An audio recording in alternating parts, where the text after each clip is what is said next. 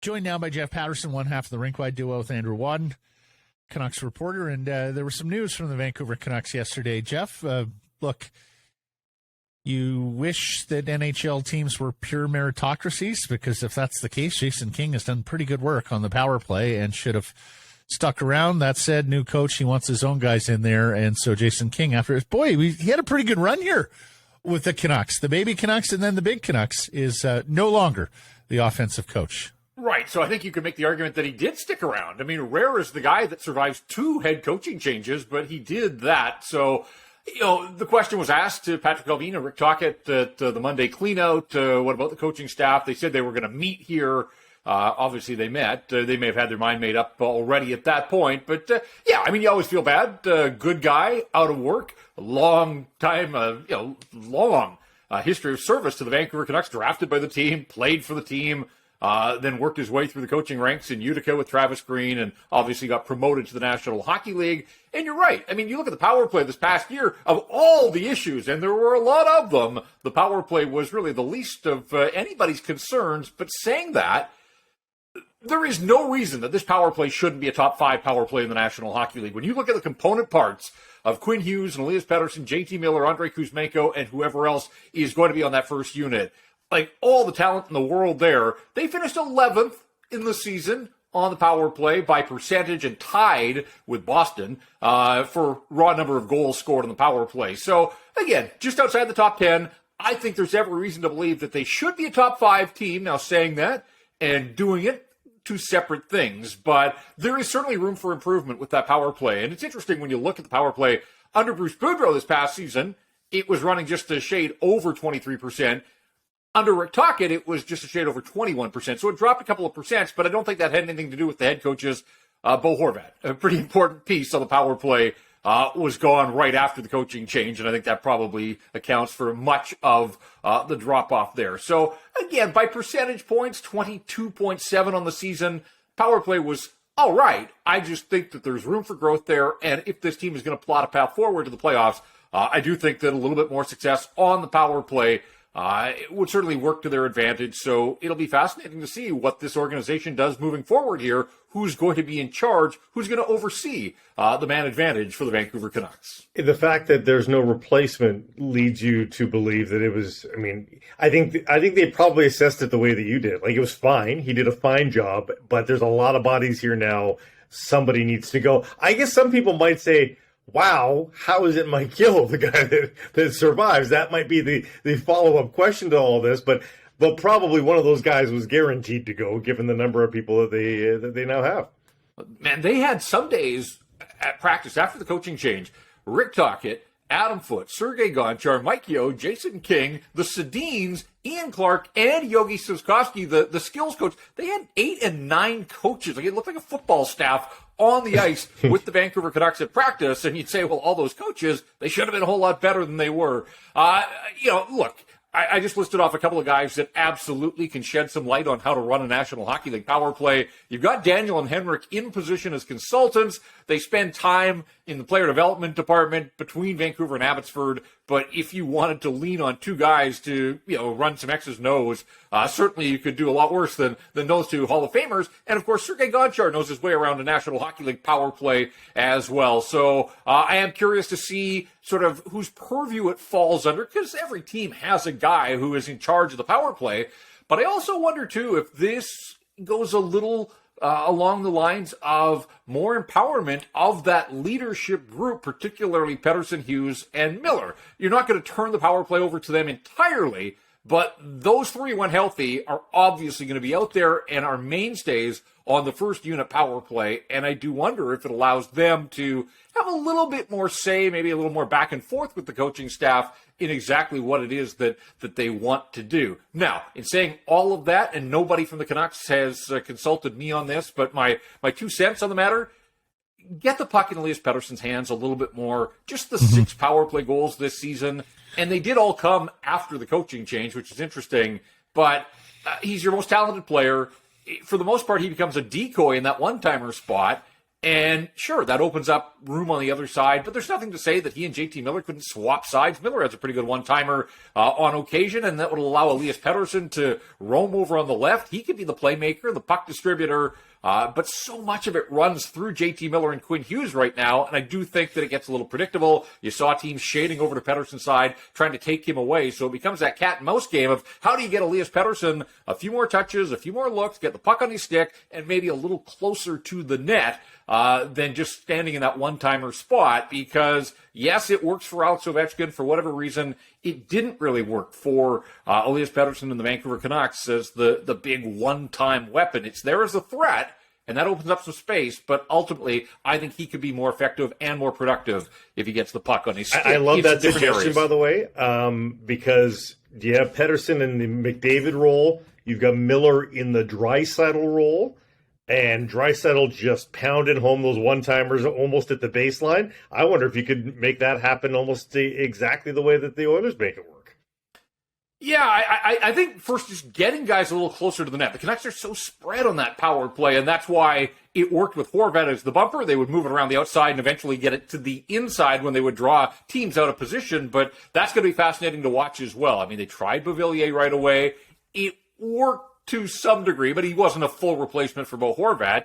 You've got Brock Besser, who wants his and wants to get back on that top unit. We know that Kuzmenko, when he was in the doghouse, sometimes they would take him off that top unit as well. Again, I come back to the fact that like every team's got good players, but the Canucks have the component parts to really run an effective power play. And so, yeah, I just think by sort of moving Elias Pettersson around and letting him roam, as you said, play the McDavid role, can JT Miller do what Leon Draisaitl? Like, Draisaitl scores so many goals from ridiculous angles right on that goal line. Like, he has that down to an art. Yeah.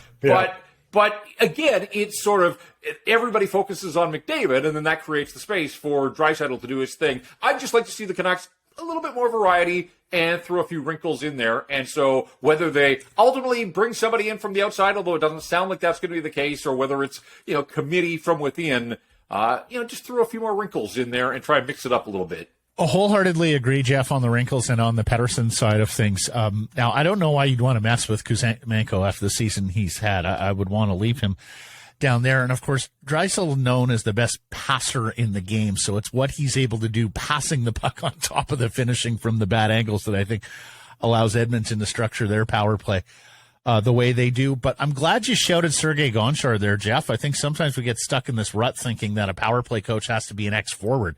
Right. Gosh, Sergei Gonchar ran a power play as well as anybody I can remember in his era. And if he winds up taking purview for it, hey, he certainly has the experience, I think, to make it go with, as you say, one a terrific component parts. When you talk about Kuzmenko, the one knock on Kuzmenko at even strength in the power play, obviously, is his will to win puck battles. And a big part of the power play that people don't think about, but the NHL, they always do, the guys at the top do, is puck retrieval. Like, yeah, you want to think it's going to be bang, bang, banging in the back of the net, but on the opportunities that aren't, somebody's got to go and win some of those 50-50 battles. That's where Horvat from the bumper could attack the corner and win a few battles, keep plays alive. And I do think that they like Brock Besser, sort of an understated, underrated skill of Besser's. If he's that nut front guy he's a little more likely to get engaged than perhaps Andrei Kuzmenko. But again, Kuzmenko had the skill of finding the soft spots and timing it just right so that he was available for all those passes. And you don't get to 39 goals in the NHL without scoring a few on the power play, and he certainly did that in his first year with the Vancouver Canucks. Indeed. Connor Garland is off to the Worlds to play for Team USA. Ethan Bear is off to play for Canada. The reports are there that Elias Pettersson and Nils Zaman want to play for Sweden. Phil Pronik, maybe with Czechia, and who knows? Maybe permitting. Yeah, and maybe who knows? Maybe Canada or United States wind up with another Canuck based on sheer numbers. What are you thinking? Looks like there's going to be a decent contingent of Canucks at the World Championships, and I know you guys were asking whether or not it was a good or a bad decision for Elias earlier in the week. What do you make of Garland going to play for Team USA? Because I think this could help, actually. Yeah, there's a couple of things. One is I'm all for Canucks going and play in the Worlds, wherever. I mean, it's a huge commitment for these guys that have just finished an 82-game season, and disappointed as they are, and especially with the Worlds where they are this year in Finland and Latvia. I mean, that's there's a lot of travel involved, but these guys answering the call of their country. So, first and foremost, just salute them for doing that. Connor Garland on bigger ice, more spins? Sure, why not? I'm all for it. It was really interesting, though. Like, Rick Tocchet was asked about, as some of these reports were coming out about Canuck players maybe going and participating in the Worlds. Tocchet didn't seem all that warm to the idea that there's this lag time between the end of the NHL season and the Worlds, and then the Worlds take you away for a couple of weeks. And Tocchet seemed to think, I mean, maybe I was reading between the lines, but it seemed like he felt that the time could be better used already training and preparing for next season. But what is training and preparing for next season? For a lot of these guys, it's, working out, it's on the ice, it's doing what these guys are going to do over at the Worlds in a competitive environment. So Ethan Bear was interesting to me because, his wife just had a baby, and he's without a contract, and a lot of times guys will use that and just they can't run the risk of some sort of injury without a contract. So I was a little surprised, quite frankly, that Ethan Bear answered the call of his country. But again, good on him. And hey, more opportunities to see if Elias Pettersson, if he can get the insurance worked out, then I am down with that. So let's see where it goes. Obviously, for these guys, and some of you think back in recent years, a guy like Troy Stecher that went over and really kind of raised his profile. I think people in Vancouver knew what Troy Stecher was about, but took advantage of, getting an opportunity to play after the NHL season and made the most of it and came home with a gold. So, for the guys that are going, good on them, and let's see where it goes. Came home with a gold and got a chance to play with Owen Power. Remember that? Yeah. Like we were talking to him about what's this kid like, and he's like, "Well, he's already better than me." Comes to the bench and says, "What do you think about this? What do you think about that?" I'm looking at him going, "You're better than me." I can't do that. So exactly. Hey, Jeff, just what do you make of the Stanley Cup playoffs here through the first week? Yeah, I love it. I love the intensity. Love it's just so much more than what we witnessed over 82 games here with the Canucks. And so, again, this idea of the stretch games for the Canucks and what did they mean when you compare them to the intensity and just the all-inness, if you will, of what these guys are doing in the first week of the playoffs. The first round's always incredible, and the first couple of nights have not disappointed. All the lower seeds and the road winners, a couple of scares there for Colorado, down again last night, but able to find their game in the second period. Watched a lot of that one. Just the speed of both the Kraken and the Avs going back and forth. That's going to be some fun, and it's going to be off the charts. Climate pledge for the first playoff game in, NHL playoff game in Seattle in forever. And it's interesting, too, there's this dynamic that, it's unfortunate for the Seattle Thunderbirds because they are an absolute juggernaut in the Western Hockey League. They're going to take on Kamloops in the next round. And, people in Seattle should go and watch the Thunderbirds, but obviously the Kraken are the hot ticket in town as they should be. But all of a sudden, hockey, and it's a hockey hotbed down there in the Emerald City with a couple teams that are doing some pretty nice things. I'm not surprised that a team like the Rangers has done what it's done to the Devils. Expected a little more from the Devils, but I also wondered if, just kind of the youth of the Devils and maybe happy to be there kind of thing and needing to pay your dues. And, the Rangers are built to win. And so far, so good for them. That's the only one that looks like it might be quick, though. And, this season underlined, I think, and it might just be perceived parity because there's not a ton of sweeps in round one, right? So we hear it all the time from general managers in this league. Oh, you just got to get in and see what happens. Well, we know that most often nothing happens. Most often the better teams end up winning, but you do win a few games generally, even as an underdog in the National Hockey League, and it has the perception that you're in it, and it engages the fan base and makes people excited because for a 10-day period, you've got a fighting chance, and it looks like you have a fighting chance, right? I mean, and I joked on Twitter the other day that as much as I miss playoff games in Vancouver, but we're sort of conditioned to it, I miss the overreaction the day after, the morning after, the angst in Toronto, right after game one. Now, of course, look out! Right. Tavares has the hat trick. Mitch Marner, Morgan Riley, here they go, and it's just like the mood swings are just incredible. And Boston beats Florida in the opener without Patrice Bergeron. It's not fair. They're toying with the league. They don't even need their best player. The Bruins are in trouble. It's like, honestly, when you talk about sweeps, I'm not sure that I gave Florida a win. So good on them for doing what they did and the goals that they scored. And we'll see where that series goes. I mean, you're not in trouble until you lose on the road type of thing. So I'll give the Bruins every opportunity to go into Florida and wrestle back home ice. And it wouldn't surprise me if the Bruins end up winning both games down in Florida and come home and still take that thing in 5. But a team like Vegas all season, I know they had 111 points. I was never fully convinced. I'm not sure how Vegas got to 111 points. It's not the same team of years gone by. Now, in the second and third periods last night, it did sort of look like a championship pedigreed team as they roared back and ended up beating the Jets. So, but good on Winnipeg. They got in. They got the one on the road that they needed. And now we get the white out and go back to Winnipeg for some playoff hockey. So it's just I love the fact that, every night, 4 games for the first week. It's 4 games a night. It's just this, bonanza. It's like going to the buffet of hockey, if you will, and all you can eat. It's incredible. The first round so rarely disappoints, and the first couple nights here have been awfully good entertainment. No, spot on, and Bergeron not traveling to Florida either, so who knows about this Panthers upset.